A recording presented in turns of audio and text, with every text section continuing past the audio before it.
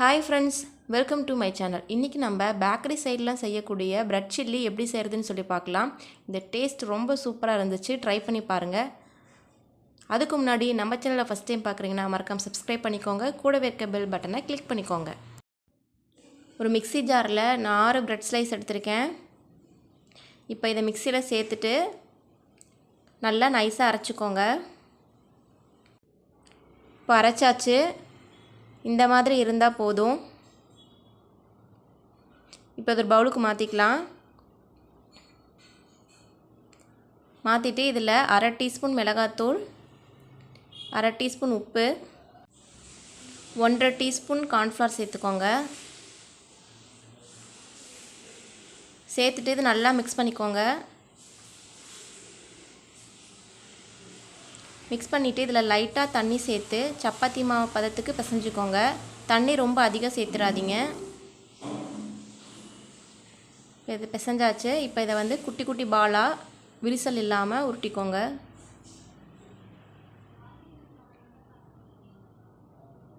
இந்த மாதிரி குட்டி குட்டி பாலாக உருட்டிக்கோங்க. இப்போ இதெல்லாம் உருட்டி வச்சாச்சு. இப்போ எண்ணெய் சூடானதும் அதில் போட்டு பொரிச்சு எடுத்துக்கலாம். ரொம்ப முறுவலாக வர மாதிரி பொரிச்சிடாதீங்க. நல்லா சாஃப்டாக இருக்கணும். அதனால் ரொம்ப நேரம் எண்ணெயில் விட தேவையில்லை. கொஞ்சம் நேரம் ஆனதும் எடுத்துடலாம். இந்த மாதிரி இருந்தால் போதும். ரொம்ப கருக விட்டுறாதீங்க. இதே மாதிரி எல்லாத்தையும் பொரித்து தனியாக எடுத்து வச்சுக்கோங்க. ஒரு கடாயில் 2 டேபிள் ஸ்பூன் ஆயில் சேர்த்துக்கோங்க. ஆயில் நல்லா சூடானதும் இதில் 1 டீஸ்பூன் இஞ்சி பூண்டை நான் பொடி பொடியாக கட் பண்ணி வச்சுருக்கேன். அதை சேர்த்துக்கலாம். இஞ்சி பூண்டு நல்லா வதங்கினதும் இதில் ஒரு மீடியம் சைஸ் ஆனியனை க்யூபாக கட் பண்ணி வச்சுருக்கேன். அதை சேர்த்துக்கலாம். சேர்த்துட்டு நல்லா கிளறி விடுங்க. இது ரொம்ப வதங்க தேவையில்லை. கண்ணாடி பதம் இருந்தால் போதும். இதில் 1/4 கப் குடமிளகாய் க்யூபாக கட் பண்ணி வச்சுருக்கேன். அதையும் சேர்த்துக்கலாம். சேர்த்துட்டு நல்லா வதக்கி விடுங்க.